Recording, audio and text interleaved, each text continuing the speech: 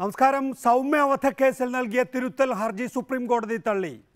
ഗോവിന്ദച്ചാമിക്ക് വധശിക്ഷ പുനഃസ്ഥാപിക്കാനുള്ള സംസ്ഥാന സർക്കാരിന്റെ ശ്രമം ഇതോടെ പരാജയമായി. സൗമ്യ വധക്കേസിൽ ഗോവിന്ദച്ചാമിക്ക് വധശിക്ഷ പുനഃസ്ഥാപിക്കാനുള്ള സംസ്ഥാന സർക്കാരിന്റെ ശ്രമത്തിനാണ് തിരുത്തൽ ഹർജി തള്ളിയതോടെ അവസാനമായത്. സംസ്ഥാന സർക്കാരിന് വേണ്ടി അറ്റോർണി ജനറൽ മുകുൾ റോത്തക്കി തയ്യാറാക്കിയ തിരുത്തൽ ഹർജി ചീഫ് ജസ്റ്റിസ് JS കഹാറിന്റെ അധ്യക്ഷതയിലുള്ള 6-അംഗ ബെഞ്ചാണ് തള്ളിയത്. വിധിയിൽ പിഴവുണ്ടെങ്കിൽ തിരുത്തണമെന്ന 2002 രൂപ അശോക് ഹുറ കേസിലെ വിധി ചൂണ്ടിക്കാട്ടിയായിരുന്നു സംസ്ഥാനം തിരുത്തൽ ഹർജി ഫയൽ ചെയ്തിരുന്നത്. എന്നാൽ സംസ്ഥാനം ഫയൽ ചെയ്ത തിരുത്തൽ ഹർജിയും രേഖകളും പരിശോധിച്ച 6-അംഗ ബെഞ്ച് തിരുത്തൽ ഹർജി തുറന്ന കോടതിയിൽ വാദം കേൾക്കേണ്ടതില്ലെന്ന് വ്യക്തമാക്കി തള്ളുകയായിരുന്നു. ചീഫ് ജസ്റ്റിസ് JS കഹാറിന് പുറമെ ജസ്റ്റിസുമാരായ ദീപക് മിശ്ര, J ചലമേശ്വർ, രഞ്ജൻ ഗൊഗോയ്, PC പന്ത്, UU ലളിത് എന്നിവരടങ്ങുന്ന ബെഞ്ചാണ് സംസ്ഥാനത്തിന്റെ തിരുത്തൽ ഹർജി തള്ളിയത്. സൗമ്യ വധക്കേസിൽ ഗോവിന്ദച്ചാമിക്ക് നേരത്തെ വിചാരണ കോടതിയും ഹൈക്കോടതിയും വധശിക്ഷ വിധിച്ചിരുന്നു. ഇത് പിന്നീട് സുപ്രീം കോടതി ജീവപര്യന്തമായി ഇളവ് ചെയ്യുകയായിരുന്നു. വിധി പുനഃപരിശോധിക്കണമെന്ന സംസ്ഥാന സർക്കാരിന്റെയും സൗമ്യയുടെ അമ്മയുടെയും ആവശ്യം തുറന്ന കോടതിയിൽ വാദം കേട്ട ശേഷം സുപ്രീം കോടതി തള്ളിയിരുന്നു. നിരവധി കേസുകളിൽ പ്രത്യാഘാതമുണ്ടാക്കുകയും കുറ്റവാളികൾക്ക് തെറ്റായ സന്ദേശം നൽകുകയും ചെയ്യുന്ന വിധിയിലെ തെറ്റ് തിരുത്തണമെന്നായിരുന്നു സംസ്ഥാന സർക്കാരിന്റെ ആവശ്യം. വിധിയെ വിമർശിച്ച ജസ്റ്റിസ് മാർക്കണ്ഡേയ കഡ്ജു പുനഃപരിശോധനാ ഹർജി പരിഗണിക്കുമ്പോൾ പ്രോസിക്യൂഷൻ അനുകൂലമായി കോടതിയിൽ ഹാജരായിരുന്നു. അദ്ദേഹത്തിനെതിരായ കോടതിയലക്ഷ്യ നടപടികൾക്കാണ് അന്ന് ഊന്നൽ നൽകിയതെന്നും വസ്തുതകൾക്ക് മതിയായ പ്രാധാന്യം നൽകിയിട്ടില്ലെന്നുമാണ് തിരുത്തൽ ഹർജിയിൽ സംസ്ഥാന സർക്കാർ ഉന്നയിച്ചിരുന്ന മറ്റൊരു പ്രധാന വാദം. സൗമ്യയെ തീവണ്ടിയിൽ നിന്ന് തള്ളിയിട്ടത് ഗോവിന്ദച്ചാമിയാണെന്നതിന് നേരിട്ടുള്ള തെളിവുകൾ ഇല്ലെന്നാണ് ശിക്ഷ ഇളവ് ചെയ്യാൻ കോടതി കണ്ടെത്തിയ കാരണം. എന്നാൽ മറ്റെല്ലാ തെളിവുകളും എതിരായ ഗോവിന്ദച്ചാമിക്ക് സംശയത്തിന്റെ ആനുകൂല്യം നൽകരുതെന്നും തിരുത്തൽ ഹർജിയിൽ കേരളം ആവശ്യപ്പെട്ടിരുന്നു. B Balagopal, reporter, Delhi. ഈ വിഷയത്തിൽ നമ്മോടൊപ്പം AK ബാലൻ, നിയമമന്ത്രി Lali Vincent, advocate Jayashankar, advocate Sivan Madathil, advocate Sureshan, ശോഭ സുരേന്ദ്രൻ, ഒപ്പം തന്നെ സൗമ്യയുടെ അമ്മ സുമതി, അഡ്വക്കേറ്റ് BA ആളൂർ എന്നിവരാണ് വിവിധ സ്റ്റുഡിയോകളിലും നമ്മളോടൊപ്പവും ടെലിഫോൺ ലൈനിലുമുള്ളത്. ആദ്യം ശ്രീ AK ബാലൻ, ഈ വിധിയെ സർക്കാർ എങ്ങനെ നോക്കിക്കാണുന്നു?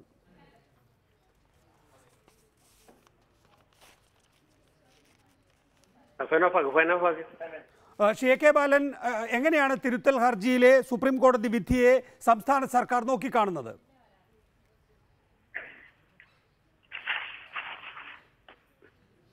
ഹലോ, എങ്ങനെയാണ് തിരുത്തൽ ഹർജിയിലെ വിധിയെ സർക്കാർ നോക്കിക്കാണുന്നത്? ഇതില് കേരള ഗവൺമെന്റിനെ സംബന്ധിച്ചിടത്തോളം കേരളത്തിന്റെ ചരിത്രത്തിൽ ഒരു കേസുമായി ബന്ധപ്പെട്ടുകൊണ്ട് നിയമത്തിന്റെ പരമാവധി ആനുകൂല്യം പരാതിക്കാരിക്ക് ലഭ്യമാക്കുന്നതിന് വേണ്ടി ഇതുപോലെ ഒരു നീക്കം കേരളത്തിന്റെ ചരിത്രത്തിൽ ഉണ്ടായിട്ടില്ല. ഇവിടെ 1/2/2011 സംഭവിച്ച അത് അതിദാരുണമായ ഈ സംഭവത്തെ തുടർന്ന് സെഷൻസ് കോടതിയും അതുപോലെ തന്നെ ഹൈക്കോടതിയും ഇത് ക്യാപിറ്റൽ പണിഷ്മെന്റിന് ശിക്ഷിച്ച ഒരു കേസാണ്. ഇതിന്റെ ഭാഗമായി ഇതിലെ പ്രതി സുപ്രീം കോടതിയിൽ വധശിക്ഷ ഒഴിവാക്കണം എന്നഭ്യർത്ഥിച്ചുകൊണ്ട് അപ്പീൽ കൊടുത്തു. ബഹുമാനപ്പെട്ട സുപ്രീം കോടതി ക്യാപിറ്റൽ പണിഷ്മെന്റ് ഒഴിവാക്കിയില്ല എന്ന് മാത്രമല്ല, ക്യാപിറ്റൽ പണിഷ്മെന്റ് ഒഴിവാക്കി എന്ന് മാത്രമല്ല 302 പോലും ശിക്ഷിപ്പിക്കാൻ പറ്റാത്ത ഒരു കേസാണ് എന്ന രൂപത്തിലാണ് സുപ്രീം കോടതി വിധി പ്രഖ്യാപിച്ചത്. യഥാർത്ഥത്തിൽ 376 റേപ്പിനും 394, 397 റോബറിക്കും 447 ക്രിമിനൽ ട്രസ്പാസിനും ഇതിന്റെ ഭാഗമായി ശിക്ഷ ലഭിച്ചു ഈ പ്രതിക്ക്. അതായത് ലൈഫ് ഉൾപ്പെടെയുള്ള ശിക്ഷ ലഭിച്ചിട്ടുണ്ട്. പക്ഷേ 302 ശിക്ഷിക്കാൻ പറ്റില്ല എന്ന കോടതിയുടെ നിഗമനത്തോട് സംസ്ഥാന ഗവൺമെന്റിന് യോജിക്കാൻ കഴിയുമായിരുന്നില്ല. അതിന്റെ ഭാഗമായിട്ടാണ് സുപ്രീം കോടതിയിൽ ഒരു പുനഃപരിശോധന ഹർജി ഗവൺമെന്റ് കൊടുത്തത്. യഥാർത്ഥത്തിൽ സാധാരണ നിലയിൽ ഇത്തരം കേസുകൾ ചേംബറിൽ വെച്ചാണ് കേൾക്കുക. എന്നാൽ ഇതുമായി ബന്ധപ്പെട്ടുകൊണ്ട് സുപ്രീം കോടതിയിൽ കേന്ദ്ര ഗവൺമെന്റിന്റെ കേസ് വാദിക്കുന്ന അറ്റോർണി ജനറൽ റോത്തക്കിയെ അദ്ദേഹത്തിന്റെ വീട്ടിൽ പോയി സീനിയർ അഡ്വക്കേറ്റിനോടൊപ്പം ഞാൻ തന്നെ നേരിട്ട് കണ്ട് അദ്ദേഹം ഇത് ഏറ്റവും നല്ലൊരു കേസാണ്, നമുക്കിത് ഓപ്പൺ കോടതിയിൽ തന്നെ ഹിയറിയിപ്പിക്കുന്നതിനുള്ള നടപടി എടുക്കാമെന്ന് പറഞ്ഞു. അത് സാധിക്കുകയും ചെയ്തു. അത് അസാധ്യമായിട്ടുള്ള ഒരു ആർഗ്യുമെന്റാണ് സുപ്രീം കോടതിയിൽ നടന്നത്. സുപ്രീം കോടതിയിൽ ഈ കേസ് പുനഃപരിശോധനയുടെ ഭാഗമായി സുപ്രീം കോടതി ആദ്യത്തെ നിഗമനത്തിൽ നിന്നും മാറിയില്ല. പിന്നീട് ഗവൺമെന്റിന്റെ മുമ്പിലുള്ള ഒരേ ഒരു റെമഡി, അത് വളരെ റയർ കേസാണ്, ഇതില് ക്യൂറേറ്റീവ് പെറ്റീഷൻ കൊടുക്കുക എന്നുള്ളതാണ്. സാധാരണ നിലയിൽ ഒരു ക്യൂറേറ്റീവ് പെറ്റീഷൻ കൊടുക്കണമെങ്കിൽ അത് ഒരു 1000-ലോ 2000-ലോ ഒന്ന് മാത്രമേ സാധാരണ നിലയിൽ കോടതി എന്റർടൈൻ ചെയ്യാറുള്ളൂ. സുപ്രീം കോടതിയിലെ ഒരു സീനിയർ അഡ്വക്കേറ്റ് ഇത് ക്യൂറേറ്റീവ് ഹർജി എന്റർടൈൻ ചെയ്യണം എന്ന് കോടതിയോട് പറയണം. ഇതില് ഈ കേസുമായി ബന്ധപ്പെട്ടുകൊണ്ട് ബഹുമാനപ്പെട്ട അറ്റോർണി ജനറൽ തന്നെയാണ്, റോത്തക്കി തന്നെയാണ് ക്യൂറേറ്റീവ് പെറ്റീഷൻ തയ്യാറാക്കിയതും ഇതിന്റെ ഭാഗമായി ഒരു ക്യൂറേറ്റീവ് പെറ്റീഷൻ തയ്യാറാക്കിയത്. അപ്പൊ അതിന്റെ ഭാഗമായി ആദ്യം കേസ് കേട്ട 3 ജഡ്ജിമാർക്ക് പുറമെ ബഹുമാനപ്പെട്ട ചീഫ് ജസ്റ്റിസ് ഉൾപ്പെടെയുള്ള 6 പേരാണ് ഈ കേസ് ചേംബറിൽ വെച്ച്, ക്യൂറേറ്റീവ് പെറ്റീഷനൊക്കെ സാധാരണ നിലയിൽ ചേംബറിൽ വെച്ചാണ്, ചേംബറിൽ വെച്ച് പരിശോധിക്കുകയും പുനഃപരിശോധന ഹർജിക്കപ്പുറം പുനഃപരിശോധന ഹർജിയുമായി ബന്ധപ്പെട്ടുകൊണ്ട് റിവ്യൂ പെറ്റീഷനുമായി ബന്ധപ്പെട്ടുകൊണ്ടുള്ള കോടതി വിധിയെ വീണ്ടും കൺഫേം ചെയ്യുകയാണ് ചെയ്തത്. ഇതില് ആദ്യം തന്നെ സുപ്രീം കോടതിയിൽ ഈ കേസ് വന്ന സമയത്ത് മുൻ ഗവൺമെന്റ് വെച്ച senior advocate Thomas P Joseph, അയാൾ എല്ലാവർക്കും അറിയാം, ബഹുമാനപ്പെട്ട ഹൈക്കോടതിയുടെ ജഡ്ജിയായിരുന്നു, മാറാട് കമ്മീഷൻ മെമ്പറായിരുന്നു, മാറാട് കമ്മീഷൻ ചെയർമാനായിരുന്നു. ബഹുമാനപ്പെട്ട അന്നത്തെ മുഖ്യമന്ത്രി ഉമ്മൻചാണ്ടി അദ്ദേഹത്തെയാണ് ഈ കേസ് ചുമതലപ്പെടുത്തിയത് സീനിയർ അഡ്വക്കേറ്റ് എന്നുള്ള നിലയിൽ. അദ്ദേഹത്തെ തന്നെ ഞങ്ങളും വെച്ചു. അപ്പോ ആ സമയത്ത് സെഷൻസ് കോടതിയിൽ കേസിന് സഹായിച്ച അഡ്വക്കേറ്റ് സുരേഷിന്റെ സഹായം ആവശ്യപ്പെട്ടിരുന്നു അന്ന്. പക്ഷെ എന്തുകൊണ്ടോ അഡ്വക്കേറ്റ് സുരേഷിന്റെ സഹായം പൂർണ്ണമായും അന്ന് ഉപയോഗിക്കാൻ കഴിഞ്ഞില്ല. ഈ പരാതി കൂടി അന്ന് സൗമ്യയുടെ അമ്മ ചൂണ്ടിക്കാണിച്ചതിന്റെ ഭാഗമായി അഡ്വക്കേറ്റ് സുരേഷിനെ ഈ കേസുമായി ബന്ധപ്പെട്ടുകൊണ്ട് പെറ്റീഷൻ തയ്യാറാക്കുന്നതിനും ഇത് സെറ്റിൽ ചെയ്യാന്ന് പറഞ്ഞു കഴിഞ്ഞാൽ ഈ പെറ്റീഷൻ തയ്യാറാക്കി അറ്റോർണി ജനറലിന് സെറ്റിൽ ചെയ്യാൻ റിവ്യൂനും അതുപോലെ തന്നെ ഈ ക്യൂറേറ്റീവ് പെറ്റീഷനും സെറ്റിൽ ചെയ്യാൻ സഹായിച്ചത് പിന്നെ അഡ്വക്കേറ്റ് സുരേഷാണ്. സെഷൻസ് കോടതിയിലും ഹൈക്കോടതിയിലും ഈ കേസ് വാദിച്ച. അപ്പൊ അതോടുകൂടി റിവ്യൂ പെറ്റീഷന്റെ ഭാഗമായി ക്യൂറേറ്റീവ് പെറ്റീഷന്റെ ഭാഗമായി സെഷൻസ് കോടതിയിലും ഹൈക്കോടതിയിലും ഈ കേസ് നന്നായി വാദിച്ച അഡ്വക്കേറ്റ് സുരേഷിന്റെ തന്നെ എല്ലാ സഹായ സഹകരണങ്ങളും ഫലപ്രദമായിട്ട് ലഭിച്ചു. സാധാരണ നിലയിൽ സുപ്രീം കോടതിയുടെ ഇന്നത്തെ ഒരു പൊതു കാഴ്ചപ്പാട് എന്താണെന്ന് പറഞ്ഞു കഴിഞ്ഞാൽ പരമാവധി ക്യാപിറ്റൽ പണിഷ്മെന്റ് ഒഴിവാക്കുക എന്നുള്ളതാണ്. ഈ കേസിനോടൊപ്പം തന്നെ ഒരു 5-6 കേസ് സുപ്രീം കോടതിയിൽ ഉണ്ടായിരുന്നു. എല്ലാ കേസുകളുടെയും ഞാനൊന്ന് ഇടപെടുകയാണ് ശ്രീ കെ ബാലൻ. ഒരു പൊതു നിലപാട് വധശിക്ഷ ഒഴിവാക്കുകയാണ് എന്ന അടിസ്ഥാനത്തിലല്ല സുപ്രീം കോടതി ഗോവിന്ദച്ചാമിക്ക് വധശിക്ഷ ഒഴിവാക്കി കൊടുത്തിട്ടുള്ളത്. പകരം ഗോവിന്ദച്ചാമിക്ക് സൗമ്യയെ കൊല്ലണം എന്ന ഉദ്ദേശമുണ്ടായിരുന്നു എന്ന് തെളിയിക്കാൻ പ്രോസിക്യൂഷന് കഴിഞ്ഞില്ല അതാണ് വിചാരണ കോടതിയിലും ഹൈക്കോടതിയിലും പ്രോസിക്യൂഷന് സാധിക്കുകയും എന്നാൽ സുപ്രീം കോടതിയിൽ സാധിക്കാതിരിക്കുകയും ചെയ്തിട്ടുള്ളത്. ഇവിടെ സൗമ്യയെ താഴേക്ക് തള്ളിയിടുക, സൗമ്യയെ അതിക്രൂരമായി ബലാത്സംഗം ചെയ്യുക, സൗമ്യയെ അതിനുശേഷം കൊല്ലുക എന്നുള്ളത് നമുക്ക് ഇവിടെ തെളിയിക്കാൻ കഴിയുകയും എന്നാൽ സുപ്രീം കോടതിയിൽ തെളിയിക്കാതിരിക്കുകയും ചെയ്തതിൻ്റെ ഉത്തരവാദിത്തം പ്രോസിക്യൂഷന് തന്നെയല്ലേ? അത് ഒരു തെറ്റായിട്ടുള്ള ധാരണ. കാരണം 376 എന്ന് പറയുന്നത് റേപ്പാണ്. റേപ്പിന് ബഹുമാനപ്പെട്ട സുപ്രീം കോടതി ശിക്ഷിച്ചിട്ടുണ്ട്. 394, 397 റോബറിയാണ്, അതിന് ശിക്ഷിച്ചിട്ടുണ്ട്. ട്രെയിനിന്റെ ഉള്ളിലുള്ള കമ്പാർട്ട്മെന്റിൽ അനധികൃതമായി നിയമവിരുദ്ധമായി കയറിയത് ക്രിമിനൽ ട്രസ്പാസ് ആണ് 447, അതിന് ശിക്ഷിച്ചിട്ടുണ്ട്. അപ്പൊ സ്വാഭാവികമായും ആകെയുള്ള ഒരു സാങ്കേതിക പ്രശ്നവും സംശയത്തിന്റെ ആനുകൂല്യവും പ്രതിക്ക് ലഭിച്ചത് എങ്ങനെയാണെന്ന് പറഞ്ഞു കഴിഞ്ഞാൽ, ഇതിൽ യഥാർത്ഥത്തിൽ സൗമ്യ ട്രെയിനിൽ നിന്ന് ചാടി എന്നുള്ളതാണ് മൊഴി. യഥാർത്ഥത്തിൽ ട്രെയിനിൽ നിന്ന് ചാടിയതായാലും അല്ലെങ്കിൽ ട്രെയിനിൽ നിന്ന് ചാടിച്ചതായാലും യാതൊരു സംശയവും വേണ്ട, ഈ മരണകാരണത്തിന് പിന്നെ ഈ പ്രതിയാണ് ഞാൻ ഒന്ന് താങ്കളിലേക്ക് മടങ്ങിയെത്താം. Shri K Balan, advocate Suresan telephone ലൈനിലുണ്ട്. അഡ്വക്കേറ്റ് സുരേശൻ, ക്യൂറേറ്റീവ് പെറ്റീഷനിൽ അല്ലെങ്കിൽ റിവ്യൂ പെറ്റീഷനിൽ താങ്കളുടെ കൂടി സഹകരണം മുതിർന്ന അഭിഭാഷകൻ ഉണ്ടായിരുന്നല്ലോ. എവിടെയാണ് പിഴച്ചത്? എന്തുകൊണ്ടാണ് ഗോവിന്ദച്ചാമിക്ക് വധശിക്ഷ പുനഃസ്ഥാപിച്ചു കിട്ടാതിരിക്കാൻ കാരണം എന്താണ്? സുപ്രീം കോടതിയുടെ ആദ്യത്തെ നിഗമനം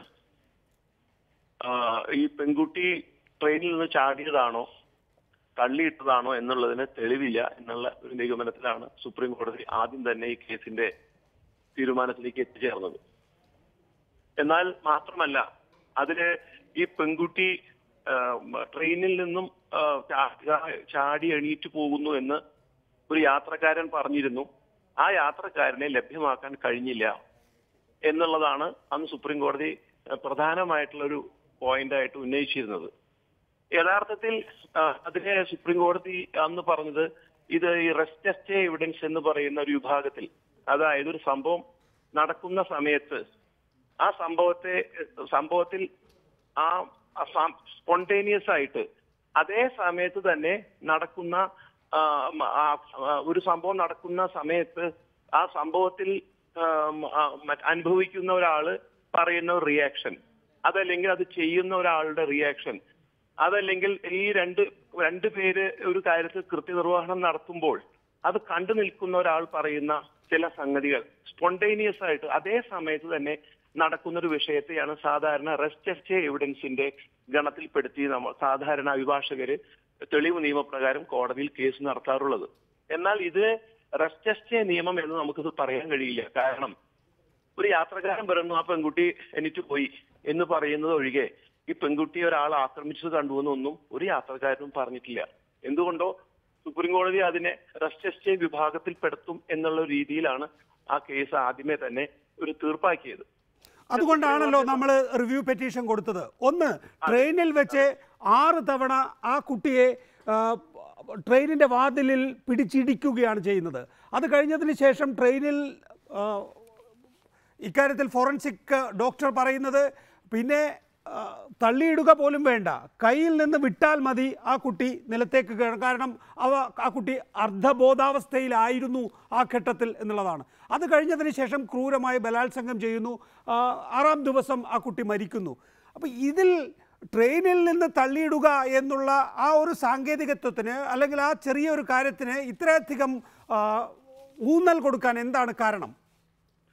യഥാർത്ഥത്തിൽ ഈ വിധി കേട്ടിട്ട് ഞാൻ അന്താളിച്ചു പോയിട്ടുള്ളതാണ്. കാരണം ക്രിമിനൽ ജൂറിസ്പ്രുഡൻസിന്റെ തിയറിക്ക് തന്നെ നിരക്കാൻ നമുക്ക് വിശ്വസിക്കാൻ പറ്റാത്ത രീതിയിലുള്ള ഒരു നിഗമനത്തിലാണ് സുപ്രീം കോടതി അത് വന്നത് എന്ന് നമുക്കൊക്കെ അന്ന് ചിന്തയുണ്ടായിരുന്നു. കാരണം ലാസ്റ്റ് സീൻ തിയറി എന്ന് പറയുന്നത് പോലെ ട്രെയിനിൽ വെച്ച് ഈ പെൺകുട്ടിയുടെ തലയ്ക്ക് മാരകമായി പരിക്കേൽപ്പിച്ചു, അത് മരണകാരണം എന്ന് ഫോറൻസിക് റിപ്പോർട്ടിൽ പറയുന്നു.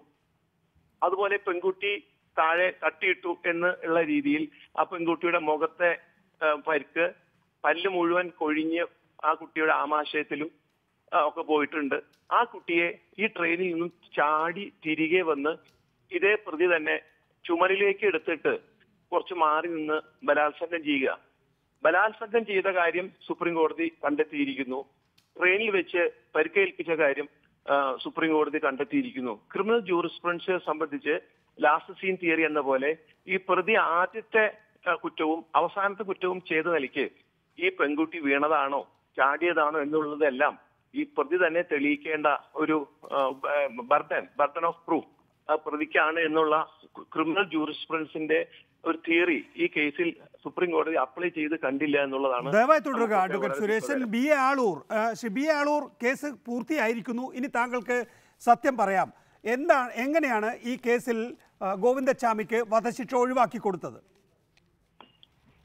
ഇത് സത്യത്തിൻ്റെതല്ല, യഥാർത്ഥത്തിൽ സംഭവിച്ചത് എന്താണെന്ന് പോലും യാതൊരു വ്യക്തികളും കോടതിയിൽ കൊണ്ടുവന്നിട്ടില്ല എന്ന് മാത്രമല്ല, യാഥാർത്ഥ്യം തെളിയിക്കാൻ പ്രോസിക്യൂഷൻ പരാജയപ്പെട്ടതിന് ജാള്യത മറയ്ക്കാനാണ് അങ്ങനെ ഒരു പക്ഷെ സുപ്രീം കോടതി ചെയ്തിരുന്നുവെങ്കിൽ ഇങ്ങനെ ഒരു പക്ഷെ സുപ്രീം കോടതി സംഭവിച്ചിരിക്കുന്നത് കൊലപാതകമോ നരഹത്യയോ പോലും തെളിയിക്കാൻ സംസ്ഥാന സർക്കാരിന്റെ പ്രോസിക്യൂഷന് കഴിഞ്ഞില്ല എന്ന് പറഞ്ഞാൽ എങ്ങനെയാണ് അഡ്വക്കേറ്റ് ബി ആളൂർ ഇത് ബലാത്സംഗം ചെയ്തത് കൊന്നതാണ് എന്നുള്ള കാര്യത്തിൽ സുപ്രീം കോടതിക്കും സംശയമില്ല. പക്ഷേ സുപ്രീം കോടതി ഉയർത്തുന്ന സംശയം എന്ന് പറയുന്നത് സൗമ്യ സ്വന്തം നിലയ്ക്ക് ചാടിയതാണ് എന്ന് PW4 PW40 രണ്ട് സാക്ഷികൾ ആ നിലയിൽ മൊഴി നൽകി എന്നാണ്. അത് മെഡിക്കൽ റിപ്പോർട്ടുമായി താരതമ്യം ചെയ്യുമ്പോൾ ചേർന്ന് പോകുന്നതല്ല. യഥാർത്ഥത്തിൽ പ്രോസിക്യൂഷൻ ഈ പറയുന്ന രണ്ട് മൊഴികളിൽ പ്രതിരോധം തീർത്തില്ല എന്നാണ് സുപ്രീം കോടതി വിധിയിൽ പറയുന്നത്. അപ്പോൾ ഇക്കാര്യത്തിൽ മോഷണം ഒരുപക്ഷെ ഉദ്ദേശിക്കുന്നുണ്ടാകും, ബലാത്സംഗം ഉദ്ദേശിക്കുന്നുണ്ടാവും, ആ പെൺകുട്ടിയെ കൊല്ലണം എന്ന് ഉദ്ദേശിക്കുന്നുണ്ടാവും. അത് സംഭവിച്ചു കഴിഞ്ഞു എന്നുള്ളത് നമ്മുടെ മുന്നിലെ യാഥാർത്ഥ്യമായിരിക്കുന്നു. അത് സുപ്രീം കോടതിക്ക് ബോധ്യപ്പെടാതെ പോയത് എന്തുകൊണ്ട്? സുപ്രീം കോടതിക്ക് ബോധ്യപ്പെടാതെ പോയി എന്ന് നിങ്ങൾ പറയുന്നതിൽ, അല്ലെങ്കിൽ നമ്മൾ നികേഷ് ഈ പറയുന്ന അഭിഭാഷകർ പലരും പറയുന്നതിൽ, ഞാൻ ഇന്നുകൊണ്ട് കണ്ട ചർച്ചകളിൽ കേൾക്കുന്നതിൽ എനിക്ക് ഒരു കാര്യം മനസ്സിലാകുന്നില്ല. ഈ പറയുന്ന ഗോവിന്ദസ്വാമിയാണ് ബലാത്സംഗം ചെയ്ത് കൊന്നത് എന്ന് തെളിയിച്ചുവെങ്കിൽ ഇന്ന് ഗോവിന്ദസ്വാമിക്ക് തൂക്കമരണം കിട്ടേണ്ടതാണ്. കൊലപാതകം ചെയ്തു എന്ന് തെളിയിക്കുന്നതിനുള്ള യാതൊരു തെളിവുകളും പ്രോസിക്യൂഷൻ കണ്ടെത്താൻ സാധിച്ചില്ലെന്ന് മാത്രമല്ല, ഏതോ ഒരു മെഡിക്കൽ ഓഫീസർ പറയുന്ന കാര്യങ്ങൾ, മെഡിക്കൽ ഓഫീസറാണോ ഈ കേസിലെ ഐ വിറ്റ്നസ്? ആ മെഡിക്കൽ ഓഫീസർ തന്നെ തെളിയിച്ചിട്ടുണ്ട് ഗോവിന്ദസ്വാമിയുടെ കൈനഖത്തിനുള്ളിൽ സൗമ്യയുടെ തൊലി, അതുപോലെ തന്നെ ഗോവിന്ദസ്വാമിയുടെ ബീജം ശരീരത്തിൽ നിന്ന് കണ്ടെത്തിയിട്ടുണ്ട്. ഇതൊക്കെ ഫോറൻസിക് പരിശോധനയിൽ വ്യക്തമായിട്ടുള്ളതാണ്. അതാണ് ഞാൻ പറയുന്നത്. ഈ പറയുന്ന കൊലപാതകം നടന്നത് ബലാത്സംഗം ചെയ്ത സമയത്തല്ല എന്നാണ് പ്രോസിക്യൂഷന്റെ വാദം. അങ്ങനെയാണെങ്കിൽ ഈ പറയുന്ന മെഡിക്കൽ ഓഫീസറാണോ ഈ കേസിലെ ഐ വിറ്റ്നസ്? ഈ പറയുന്ന കേസിൽ യാതൊരു സാക്ഷികളും ഇല്ലായിരുന്നു. ഈ പറയുന്ന ട്രെയിൻ യാത്രക്കാർ ആരോ ചാടുന്നത് കണ്ടു. അത് സൗമ്യയാണ് ചാടുന്നതെന്ന് ആരും കണ്ടിട്ടില്ല. പക്ഷെ ഗോവിന്ദസ്വാമി ട്രെയിനിൽ ഉണ്ടായിരുന്നു എന്ന് പോലും തെളിയിക്കാൻ ഒരു പക്ഷെ പ്രോസിക്യൂഷന് കഴിഞ്ഞില്ല. ദയവായി തുടരുക. അഡ്വക്കേറ്റ് ജയശങ്കർ, ഇതൊരു കത്തിക്കുത്ത് പോലെ, ഒരാളെ കത്തിയെടുത്ത് കുത്തിക്കൊന്നതുപോലെ ഈ കേസ് തെളിയിക്കാനാകില്ല. അതുപോലെ ഡോക്ടർമാരുടെ കൃത്യമായിട്ടുള്ള ഒരു പിന്തുണ ഇതിന് ലഭിക്കേണ്ടതിരുന്നു. അത് സുപ്രീം കോടതി പൂർണ്ണമായും വിശ്വസിച്ചില്ല എന്നാണോ മനസ്സിലാക്കേണ്ടത്? തീർച്ചയായിട്ടും സുപ്രീം കോടതി ഇതുമാതിരിയുള്ള കേസുകളൊക്കെ പരിഗണിക്കുമ്പോൾ കാണിക്കേണ്ട അവധാനത ഈ കാര്യത്തിൽ ചെയ്തില്ല എന്നുള്ളതാണ് സത്യം. അതിന് നമുക്ക് ഒരു പരിധി വരെ മാത്രമേ ജഡ്ജിമാരെ കുറ്റപ്പെടുത്താൻ കഴിയുള്ളൂ. ഒരു വലിയ വീഴ്ച സംഭവിച്ചത് ഈ കേസിൻ്റെ അപ്പീൽ വാദിക്കുന്ന സമയത്ത് കൃത്യമായ അസിസ്റ്റൻസ് ആ പ്രോസിക്യൂട്ടർക്ക് കിട്ടിയില്ല എന്നുള്ളതാണ്. ഇവിടെ തോമസ് പി ജോസഫിൻ്റെ കാര്യം പറഞ്ഞു. അദ്ദേഹം പ്രഗത്ഭനായ ഒരു ന്യായാധിപനാണ്, നമുക്കൊക്കെ വളരെ മതിപ്പും ബഹുമാനമുള്ള ആളാണ്. വക്കീലായിരുന്ന കാലത്ത് ശ്രീ ജസ്റ്റിസ് KT തോമസിൻ്റെ ജൂനിയറായിട്ട് പ്രാക്ടീസ് ചെയ്ത ആളാണ്. ക്രിമിനൽ കേസുകൾ നടത്തിയ നല്ല പരിചയവും പ്രാഗൽഭ്യമുള്ള ആളാണ്. പക്ഷേ ഇത് പാരാവാരം പോലെ കിടക്കുന്ന തെളിവാണ്. സാക്ഷിമൊഴികൾ, മെഡിക്കൽ എവിഡൻസ്, ഇതിൻ്റെ ബന്ധപ്പെട്ട രേഖകൾ, ഇതെല്ലാം കൃത്യസമയത്ത് വിരൽ തുമ്പിൽ എന്ന പോലെ ഒരു സുപ്രീം കോടതിയിലെ സീനിയർ അഭിഭാഷകനെ എടുത്ത് കാണിക്കാൻ പറ്റുകയില്ല. ഞാൻ മുമ്പും പറഞ്ഞിട്ടുള്ള ഉദാഹരണം ആവർത്തിക്കുകയാണ്. ഇതുപോലെയുള്ള സന്ദർഭങ്ങളിൽ കീഴ്ക്കോടതിയിൽ വിചാരണ നടത്തിയ പ്രോസിക്യൂട്ടർ അല്ലെങ്കിൽ കേസ് അന്വേഷിച്ച പോലീസ് ഉദ്യോഗസ്ഥന്മാർ അവിടെ ഉണ്ടാകും. അവരാണ് ചൂണ്ടിക്കാണിച്ചു കൊടുക്കുക. എനിക്കിപ്പോഴും ഓർമ്മയുണ്ട്, സൂര്യനെല്ലി കേസിൻ്റെ വാദം നടക്കുന്ന സമയത്ത് നമുക്കറിയാമല്ലോ എത്രയോ പ്രതികൾ, എത്ര സാക്ഷികൾ, എത്ര രേഖകളുള്ള കേസാണ്. അന്ന് DYSP ജോഷുവ ഏതാണ്ട് എല്ലാ സമയവും തന്നെ പ്രോസിക്യൂട്ടറായിരുന്ന ശ്രീ ഗോപാലകൃഷ്ണക്കുറുപ്പിൻ്റെ ഒപ്പം ഉണ്ടായിരുന്നു. ഇനി ജോഷുവ ഒരു ദിവസം വന്നില്ലെങ്കിൽ അന്ന് CB മാത്യൂസ് നേരിട്ട് വന്ന് പ്രോസിക്യൂട്ടർക്ക് വേണ്ട സഹായ ഉപദേശങ്ങൾ നൽകുന്നുണ്ട്. ഞാൻ എൻ്റെ കണ്ണുകൊണ്ട് കണ്ടിട്ടുള്ളതാണ്. അതുപോലെ സുപ്രീം കോടതിയിൽ തന്നെ ചിലപ്പോൾ ഇതുപോലുള്ള വിഷയങ്ങളൊക്കെ വരുമ്പോൾ ബന്ധപ്പെട്ട ആ സീനിയർ വക്കീലിന് പറയാൻ പറ്റാതെ വരുമ്പോൾ ഇവിടെ കേസ് നടത്തിയ ഇപ്പോൾ നമ്മുടെ കണിച്ചുകുളങ്ങര ഇതുണ്ടല്ലോ, കുപ്രസിദ്ധമായ ഹൂച്ച് ട്രാജഡി, കല്ലുവാതുക്കൽ വിഷമദ്യ ദുരന്തം, ഐറുന്നിസയൊക്കെ ഉൾപ്പെട്ട ആ കേസിൽ ഇതുപോലെ ഒരു സംഭവം ഉണ്ടായപ്പോൾ അന്ന് കൊല്ലത്തുനിന്നാണ് അതിൻ്റെ പ്രോസിക്യൂട്ടർ പുത്തൂർ മോഹൻരാജിനെ വിമാനമാർഗ്ഗമാണ് ശ്രീ അച്യുതാനന്ദൻ്റെ സർക്കാർ കോടിയേരി ബാലകൃഷ്ണൻ ആഭ്യന്തരമന്ത്രി അയക്കുന്ന സമയത്താണ്. അന്ന് അദ്ദേഹത്തെ ഡൽഹിയിൽ കൊണ്ടുപോയി അദ്ദേഹം ആ കോടതി ഉന്നയിച്ച സംശയം ദൂരീകരിച്ച് പ്രതികൾക്ക് കൊച്ചനിയും മറ്റേ മണിച്ചനും ഉൾപ്പെടെയുള്ള എല്ലാ പ്രതികൾക്കും ജീവപര്യന്ത ശിക്ഷ സ്ഥിരീകരിച്ചു കൊടുത്തത്. അങ്ങനെ ആ ഭാഗത്താണ് വീഴ്ച വന്നത്. പിന്നെ ഒരിക്കൽ സുപ്രീം കോടതി ഒരു നിലപാട് എടുത്തു കഴിഞ്ഞാൽ പിന്നെ അതിൽ നിന്ന് മാറുകയില്ല. നമുക്കറിയാം, ഞാൻ അന്തിമ വിധിയിൽ നിന്ന് റിവ്യൂ പെറ്റീഷനിലേക്ക് വരുമ്പോൾ റിവ്യൂ പെറ്റീഷൻ കൊണ്ടോ അല്ലെങ്കിൽ ക്യൂറേറ്റീവ് പെറ്റീഷൻ കൊണ്ടോ ഒന്നും ഇത് തിരുത്താൻ പറ്റുകയില്ല. ഒരിക്കൽ അങ്ങനൊരു അബദ്ധത്തിൽ ചെന്ന് ചാടിക്കഴിഞ്ഞാൽ പിന്നെ ജഡ്ജിമാർ അതിൽ നിന്ന് പുറകോട്ട് പോകാൻ സാധാരണ വിസമ്മതിക്കും. മാത്രവുമല്ല, ഇത് ഒരു വധശിക്ഷ കൊടുത്ത കേസിൽ വേണമെങ്കിൽ ക്യൂറേറ്റീവ് പെറ്റീഷൻ കൊടുത്ത് ജീവപര്യന്തം ആക്കാനല്ലാണ്ട് ജീവപര്യന്തം കൊടുത്ത കേസ് പിന്നെ ക്യൂറേറ്റീവ് പെറ്റീഷൻ കൊണ്ട് വധശിക്ഷയാക്കാൻ നമുക്ക് സാധിക്കില്ല. സാധ്യമായിട്ടുള്ള കാര്യമല്ല. 4-ാം സാക്ഷിയും 40-ാം സാക്ഷിയും പറഞ്ഞതായി പറയുന്നു വേറൊരാൾ. എന്ത് ഈ കുട്ടി ട്രെയിനിൽ നിന്ന് ചാടിയതാണ് എന്ന്. ആ 4-ാം സാക്ഷിയും 40-ാം സാക്ഷിയും അങ്ങനെ പറയാനൊരു കാരണമുണ്ട്. ആ ആൾക്ക് ലക്ഷ്യസ്ഥാനത്തേക്ക് അതിവേഗത്തിൽ എത്തേണ്ടതുണ്ട്. അവിടെ വേറൊരു ഇടപെടൽ നടന്ന് ട്രെയിനിൻ്റെ ചെയിൻ വലിക്കാനുള്ള ശ്രമം വന്നപ്പോഴാണ് അത് പറ്റില്ല, ആ പെൺകുട്ടി ചാടി രക്ഷപ്പെട്ടു പോയി എന്ന് പറഞ്ഞ് ആ കൃത്യത്തിൽ നിന്ന് പെട്ടെന്ന് ആ മധ്യവയസ്കൻ ഒഴിവാകുന്നത്. സുപ്രീം കോടതി അത് പരിഗണിക്കുകയും ഡോക്ടർ ഷേർലി അടക്കമുള്ളവരുടെ ഫോറൻസിക് പരിശോധനാ ഫലം അവഗണിക്കുകയും ചെയ്യുന്നൊരു രീതി ആശാസ്യമാണോ? നികേഷ്, ഇതിനകത്ത് ഈ ചോദ്യത്തിന് ഉത്തരം 3 കാര്യങ്ങളിൽ അടങ്ങിയിരിക്കുകയാണ്. ഒന്ന്, ഞാൻ ആദ്യമേ ഒരു കാര്യം സൂചിപ്പിക്കട്ടെ. ഒറ്റയ്ക്ക് മുറിയിൽ ഇരിക്കുന്ന ഒരു പെൺകുട്ടിയെ രാത്രി അസമയത്തോ അല്ലെങ്കിൽ മറ്റേതെങ്കിലും ഇരുട്ടിൻ്റെ മറവിലോ ഒരാൾ കയറി ആ പെൺകുട്ടിയെ ബലാത്സംഗം ചെയ്യുന്നു, പ്രതിരോധത്തിൻ്റെ ഭാഗമായി ആ പെൺകുട്ടിയെ കൊല്ലുന്നു, ശബ്ദം ഉണ്ടാക്കാതിരിക്കാനും അല്ലെങ്കിൽ പുറത്തറിയാനും. എന്ത് തെളിവാണ് അവിടെ നമുക്ക് പ്രോസിക്യൂഷന് വയ്ക്കാനുള്ളത്? സാക്ഷികളില്ല.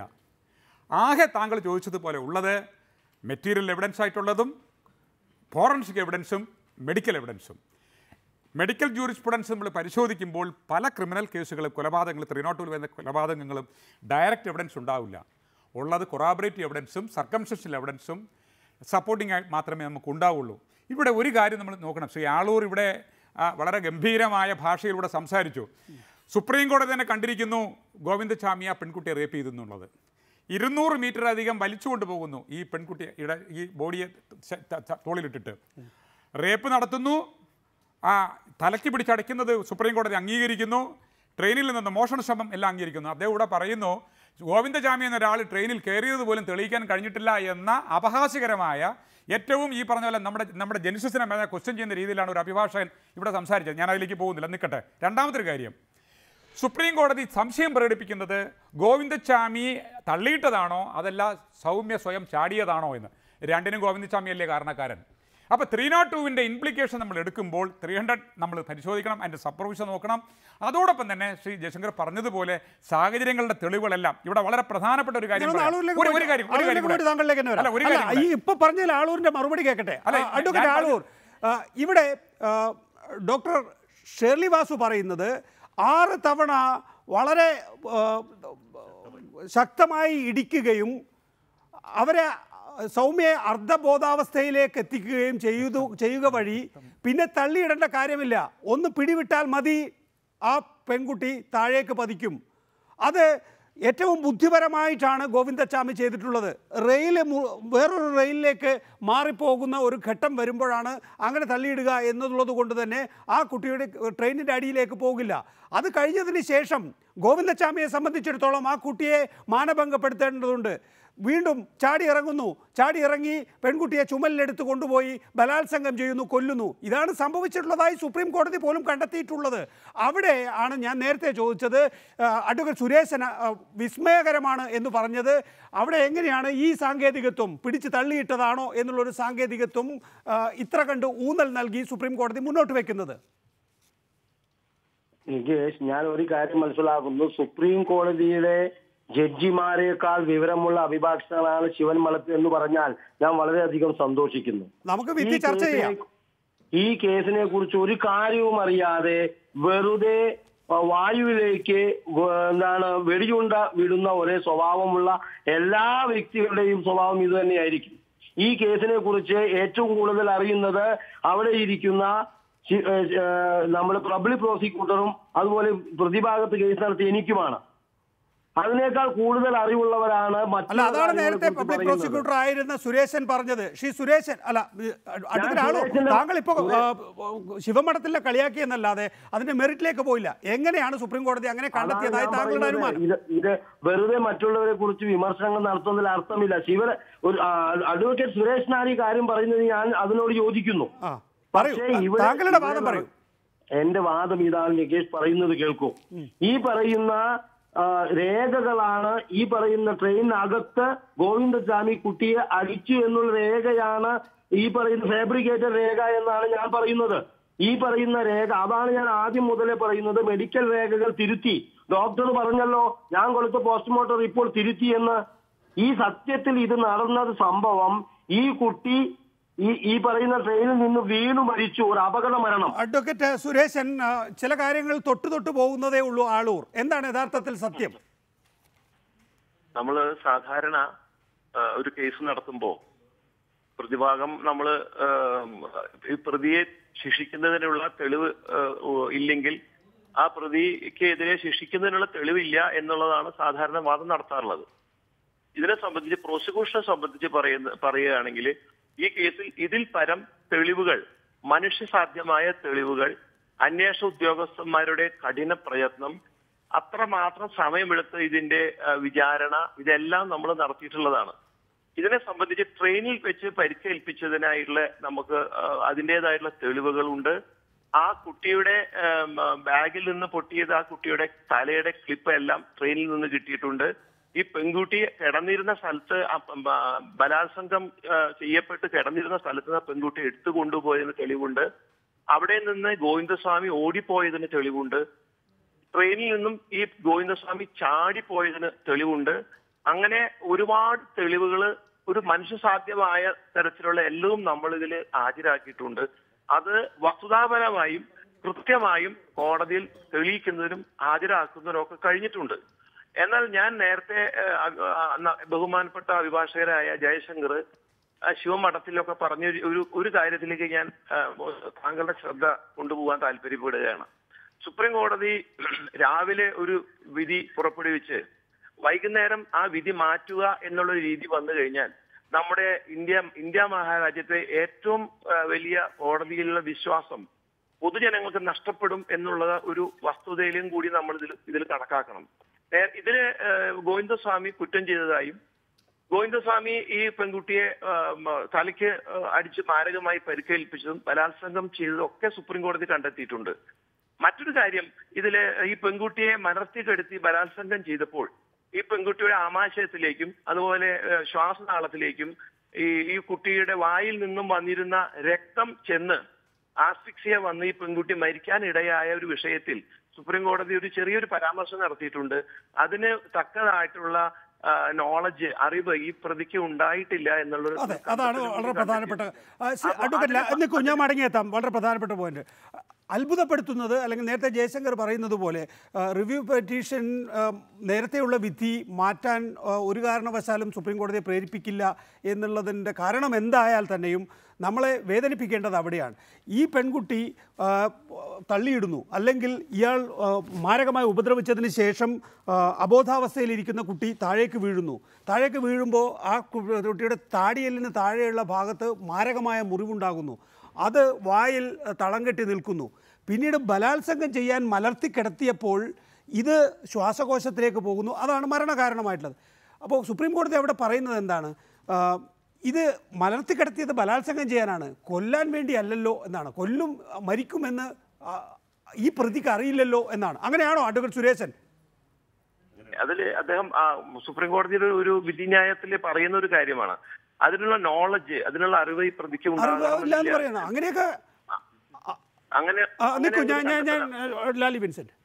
അതായത് സൗമ്യയുടെ മരണം സമൂഹ മനസാക്ഷിയെ ഞെട്ടിച്ചൊരു മരണമാണ്. നിയമത്തിൻ്റെ മുമ്പിൽ നിയമം തെളിവുകളാണ് നോക്കുന്നത്, വൈകാരികതയല്ല നോക്കുക. സുപ്രീം കോടതി ഒരു കാര്യം കൃത്യമായും മനസ്സിലാക്കിയിട്ടുണ്ട്, എഴുതാതെ എഴുതിയിട്ടുണ്ട്. സൗമ്യയുടെ മരണകാരണം ഒരിക്കലും ബലാത്സംഗമല്ല. തലക്കേറ്റ പരുക്ക്, ഇൻറ്റേർണൽ ഓർഗൻസിൽ പോയിട്ടുള്ള രക്തം, ഗ്രീവിയസ് ആയിട്ടുള്ള രക്തനഷ്ടം, ആ ഇഞ്ചുറികളും ലങ്സിലുള്ള ബ്രീതിങ് ഡിഫിക്കൽട്ടി, വയറ്റിലേക്ക് പോയ ബ്ലഡ്, ഇതെല്ലാമാണ് മരണകാരണം, ഒരിക്കലും ബലാത്സംഗമല്ല. പക്ഷേ മരണകാരകനാരാണ്? ഗോവിന്ദച്ചാമിയാണ്. തലക്കേറ്റ പരുക്ക് എങ്ങനെയുണ്ടായി? അന്തര അവയവങ്ങളിലേക്ക് രക്തം എങ്ങനെ പോയി? ബലാത്സംഗം എങ്ങനെ ചെയ്യപ്പെട്ടു? ഇനി ഉരുട്ടിയിട്ടാലും തള്ളിവിട്ടാലും വീണാലും ഇതിൻ്റെ എല്ലാത്തിൻ്റെയും കാരകൻ ഗോവിന്ദച്ചാമിയാണെന്ന് സുപ്രീം കോടതിക്ക് അറിയാം. അതുകൊണ്ട് മരണം കൊലപാതകമല്ലെങ്കിൽ പോലും കുറ്റകരമായ നരഹത്യയാക്കി മാറ്റുന്നതിന് ഒരു കോടതിക്കും തടസ്സമില്ല.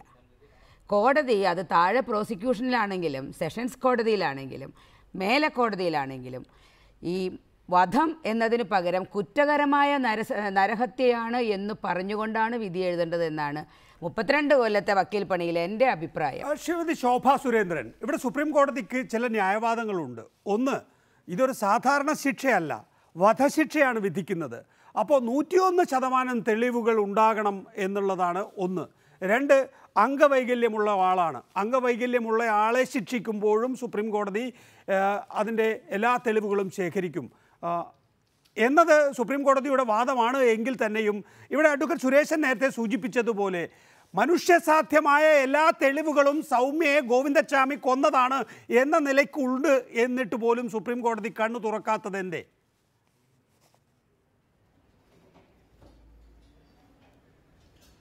മനുഷ്യസഹജമായിട്ട് കണ്ടെത്താൻ സാധിക്കുന്ന എല്ലാ തെളിവുകളും കണ്ടെത്തി.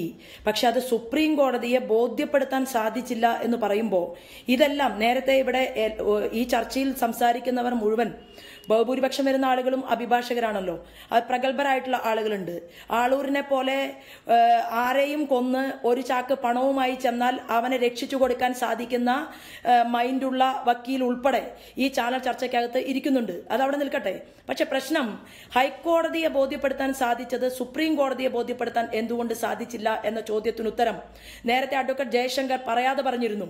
കാരണം കൃത്യമായി സുപ്രീം കോടതിയുടെ മുന്നിൽ തെളിവുകൾ ഒരു പഴുതുപോലും സൃഷ്ടിക്കാതെ തെളിവുകൾ നിരത്തുന്നതിൽ പ്രോസിക്യൂഷൻ പരാജയപ്പെട്ടു എന്ന് പറഞ്ഞാൽ ഉപോത്ബലകമായിട്ട് പറയേണ്ട കാര്യങ്ങൾ ആരെ കൊണ്ടാണോ പറയിക്കേണ്ടിയിരുന്നത് അതിനുള്ള സാഹചര്യങ്ങൾ സുപ്രീം കോടതിയുടെ മുന്നിൽ ഉണ്ടായിരുന്നിട്ട് പോലും ഭരണകൂടത്തിന്റെ ഭാഗത്തു നിന്ന് ഗോവിന്ദച്ചാമി രക്ഷപ്പെട്ടാലും കുഴപ്പമില്ല എന്നുള്ള രീതിയിലുള്ള സമീപനമുണ്ടായി.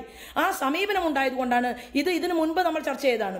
ഈ സുപ്രീം കോടതിയുടെ ആദ്യ വിധി വരുന്നതിന് മുൻപ് കേരളത്തിൽ മിസ്റ്റർ സുരേഷനും അതുപോലെ തന്നെ ഈ പെൺകുട്ടിയുടെ പോസ്റ്റ്മോർട്ടം നടത്തിയിട്ടുള്ള ഡോക്ടറും മാധ്യമപ്രവർത്തകരും അതുപോലെ തന്നെ വിദഗ്ധരായിട്ടുള്ള ആളുകളും ചേർന്നിരുന്ന് നടത്തിയ ഒരു ചർച്ചയിൽ ബഹുമാനപ്പെട്ട സുരേഷന്റെ ഭാഗത്തു നിന്ന് ഉണ്ടായത് ഇതുപോലെയുള്ള ഒരു സമീപനമായിരുന്നില്ല എന്നാണ് എൻ്റെ ഓർമ്മ. അപ്പോ അന്ന് കേരളത്തിലെ പബ്ലിക് ചർച്ച ചെയ്തത് ഇതിനേക്കാൾ കുറച്ച് വ്യത്യസ്തമായിട്ടുള്ള കാര്യങ്ങളായിരുന്നു. അന്വേഷിക്കേണ്ടവർ ആരെല്ലാമായിരുന്നുവോ ഈ കേസ് ഹൈക്കോടതിയുടെ മുന്നിൽ എത്തുന്നത് വരെ അന്വേഷിക്കേണ്ടവരോട് കൃത്യമായി അന്വേഷണം നടത്തിക്കൊണ്ട് എൻ്റെ മകളുടെ ഘാതകനെ പിടികൂടാൻ വേണ്ടി നടത്തിയിട്ടുള്ള ശ്രമം, ആ ശ്രമത്തെ ചില ഘട്ടങ്ങളിൽ ഗവൺമെന്റ് ഉപേക്ഷിച്ചു എന്ന് സൗമ്യയുടെ അമ്മ പോലും പൊതുസമൂഹത്തിന്റെ മുന്നിൽ പറഞ്ഞതാണ്. അപ്പൊ അതെല്ലാം മാറ്റുന്ന രീതിയിലേക്ക് സുപ്രീം കോടതിയുടെ മുന്നിൽ അറിയിക്കേണ്ട സത്യങ്ങളിൽ ചിലതിനെ മറച്ചുവെക്കാൻ വേണ്ടി ബോധപൂർവമായ ശ്രമം ഗോവിന്ദച്ചാമിയെ രക്ഷപ്പെടുത്താൻ വേണ്ടി ഗവൺമെന്റ് അങ്ങനെ പറയുന്നതിൽ താങ്കളും ആ വാദം ഉന്നയിച്ചിരുന്നു ഒരു ഘട്ടത്തിൽ.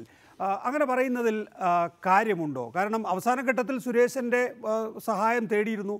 സുപ്രീം കോടതിയിൽ ഈ റിവ്യൂ പെറ്റീഷൻ പരിഗണിക്കുമ്പോൾ ചീഫ് ജസ്റ്റിസ് അടക്കമുള്ള 3 മുതിർന്ന ജഡ്ജിമാർ നിൽക്കുന്നു.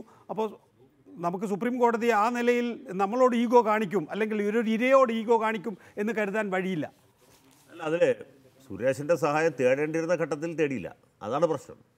അത് അപ്പീൽ വാദിക്കുന്ന സമയത്ത് സുരേഷിനുണ്ടായിരുന്നില്ല. സുരേഷിന് ഇനിയിപ്പോൾ മറ്റെന്തെങ്കിലും പ്രീ ഓക്യുപ്പേഷൻ ഉണ്ടായിരുന്നു വിചാരിക്കുക, സ്വാഭാവികമല്ല, മനുഷ്യൻ്റെ കാര്യമല്ലേ. അങ്ങനെയാണെങ്കിൽ പോലീസ് ഉദ്യോഗസ്ഥരെ കൊണ്ടാവുമായിരുന്നു. കേസ് അന്വേഷിച്ച പോലീസ് ഉദ്യോഗസ്ഥരെ പോലെ ഇതിനകത്ത് ഈ തെളിവിലും മറ്റു കാര്യങ്ങളിലൊക്കെ അത്രയും താല്പര്യം അല്ലെങ്കിൽ അത്രയും അറിവുള്ള ആളുകൾ വേറെ ഉണ്ടാവില്ല. ഒന്നുകിൽ പ്രോസിക്യൂട്ടർ അല്ലെങ്കിൽ പോലീസ് ഉദ്യോഗസ്ഥന്മാർ. ഞാൻ നേരത്തെ പറഞ്ഞല്ലോ, കെ ജോഷുവ എന്ന് പറഞ്ഞ പ്രോസിക്യൂട്ടർ എല്ലാ ദിവസവും എത്രയോ ദിവസം 2 മാസത്തോളം വാദം നീണ്ടുന്നു. എല്ലാ ദിവസവും അദ്ദേഹം കോടതിയിൽ വരുമായിരുന്നു. യൂണിഫോമിൽ തന്നെ കോടതിയിൽ വരികയും കൃത്യമായിട്ട് പ്രോസിക്യൂട്ടറുടെ അടുത്തിരുന്ന് കാര്യങ്ങൾ ചൂണ്ടിക്കാണിച്ചു. കാരണം പ്രോസിക്യൂട്ടർ വിചാരണ കോടതിയിൽ കേസ് നടത്തിയത് സുരേഷ് ബാബു തോമസാണ്. ഹൈക്കോടതിയിൽ അപ്പീൽ വാദിക്കുന്നത് ഗോപാലകൃഷ്ണക്കുറുപ്പാണ്. ഗോപാലകൃഷ്ണക്കുറുപ്പ് എന്ന് പറഞ്ഞാൽ നമ്മുടെ സുരേഷ് കുറുപ്പ് MLA-യുടെ സഹോദരൻ. അദ്ദേഹത്തിൻ്റെ അടുത്ത് തന്നെ ഇരുന്നിട്ട് എല്ലാ കാര്യങ്ങളും രേഖകൾ മറിച്ച് കടലാസ് കാണിച്ചു കൊടുക്കുന്നു. ഓരോ കാര്യങ്ങളും അദ്ദേഹം കോടതിയുടെ ശ്രദ്ധപ്പെടുത്തുന്നു. അങ്ങനെയാണ് വാദിക്കുക. അതാണ് പ്രധാനപ്പെട്ട കേസുകളൊക്കെ അങ്ങനെ ചെയ്യുന്നത്. പോലീസ് ഉദ്യോഗസ്ഥന്മാരുണ്ടാവും, അല്ലെങ്കിൽ കീഴ്ക്കോടതിയിൽ നടത്തിയ പ്രോസിക്യൂട്ടർ ഉണ്ടാവും. അപ്പോൾ സുപ്രീം കോടതിയിൽ നടന്ന ആദ്യ ഘട്ടത്തിൽ ഇത് രണ്ടുപേരും ഇല്ലായിരുന്നു. രണ്ടിൽ ഒരു കൂട്ടർ ഉണ്ടായിരുന്നെങ്കിൽ കാര്യം ഈ രീതിയിലാകുമായിരുന്നു. ഇവിടെ അഡ്വക്കേറ്റ് BA ആളൂർ, നേരത്തെ ശ്രീമതി അഡ്വക്കേറ്റ് ലാലി വിൻസെന്റ് ചൂണ്ടിക്കാണിച്ചതല്ലേ അതിൻ്റെ യാഥാർത്ഥ്യം? മരണകാരകനോ എന്താ പറഞ്ഞ അതിൻ്റെ വാക്ക്, മരണകാരകൻ ഗോവിന്ദച്ചാമിയാണ്. അപ്പോൾ ഗോവിന്ദച്ചാമി ഈ പെൺകുട്ടിയെ മലർത്തിക്കിടത്തി ബലാത്സംഗം ചെയ്യുന്ന ഘട്ടത്തിലാണ് ആ പെൺകുട്ടിയുടെ വായ്ക്കകത്തുണ്ടായിരുന്ന പല്ലും രക്തവും അകത്തേക്ക് പോയത്. അതാണ് ശ്വാസതടസ്സത്തിന് കാരണമായത്. പിന്നീട് 5 ദിവസം കഴിഞ്ഞപ്പോൾ ആ പെൺകുട്ടി മരിക്കാനിടയായത്. മരണകാരകന് വധശിക്ഷ നൽകണ്ടേ? ഞാൻ നിങ്ങൾ ഒരു കാര്യം പറയുന്നത് കേൾക്കൂ. ഇതിൽ 3 ഡോക്ടർമാരുടെ മൊഴി വിചാരണ കോടതി രേഖപ്പെടുത്തിയിട്ടുണ്ട്. ഈ 3 ഡോക്ടർമാർ പറഞ്ഞ കാര്യം ഇതാണ്. ഷെർലി വാസു ഒഴികെ വേറെ 3 ഡോക്ടർമാർ, all injuries R possible falling down from the running train. ഒരു റണ്ണിംഗ് ട്രെയിനിൽ നിന്ന് ഈ പറയുന്ന ബീമിൽ അടിച്ച് പറ്റാവുന്ന പെരുക്കുകളെ ഇതിലുള്ളൂ. അപ്പൊ ആ പെരുക്കുകൾ കൊണ്ടാണ് സുരേഷൻ പറഞ്ഞ പോലെ ആസ്പിറേഷൻ ഉണ്ടായിരിക്കുന്നത്. ആ പെരുക്കുകൾ കൊണ്ടാണ് ഈ കുട്ടിയുടെ മരണം സംഭവിച്ചിരിക്കുന്നത്. അതുകൊണ്ടാണ് സുപ്രീം കോടതി 302, 304 ഈ വിചാരണ കോടതിയിൽ ഞാനൊരു അപേക്ഷ കൊടുത്തിരുന്നു. എന്തുകൊണ്ട് സുരേഷൻ അതിന് സപ്പോർട്ട് ചെയ്തില്ല?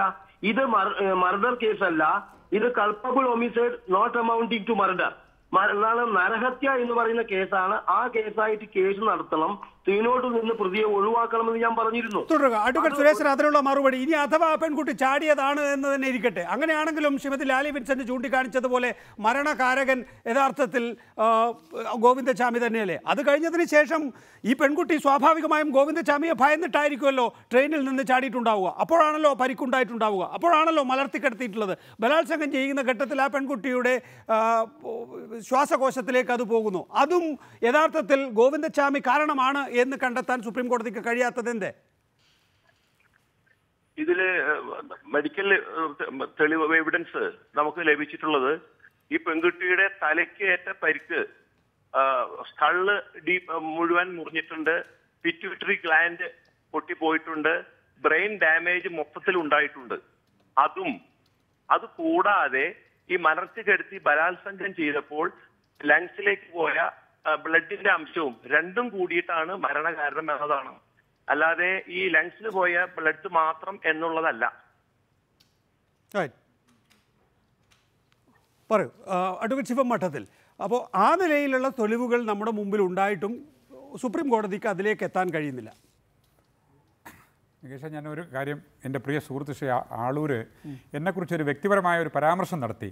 ഞാൻ സുപ്രീം കോടതിയിലെ ന്യായാധിപരെക്കാളും അറിവുള്ള ആളാണെന്നുള്ളതിൽ അദ്ദേഹം സന്തോഷിക്കുന്നു എന്ന് പറഞ്ഞു. അദ്ദേഹത്തിൻ്റെ സന്തോഷത്തെ ഞാൻ ഒരിക്കലും കുറയ്ക്കുന്നില്ല. എന്തായാലും അഡ്വക്കേറ്റ് ആളൂരിൻ്റെ പരിജ്ഞാനവും അനുഭവജ്ഞാനവും അഭിഭാഷക വൃത്തിയിലുള്ള അദ്ദേഹത്തിൻ്റെ കഴിവും തെളിയിച്ചുകൊണ്ടിരിക്കുന്നത് എങ്ങനെയാണെന്നുള്ളത് കേരളം കണ്ടുകൊണ്ടിരിക്കുകയാണ്. നമ്മൾ ആ ഒരു അവസ്ഥയിലേക്കല്ല അഭിഭാഷകനായി എൻ്റെ പ്രവൃത്തി ചെയ്യുന്നുള്ള കാര്യം ഞാനിവിടെ പൊതുസമൂഹത്തിന് മുമ്പിൽ അറിയിക്കുകയാണ്. ഇനി അങ്ങ് ചോദിച്ചത് ഞാനൊരു പ്രധാനപ്പെട്ട ഒരു കാര്യം അങ്ങയുടെ മുമ്പിൽ വയ്ക്കുകയാണ്.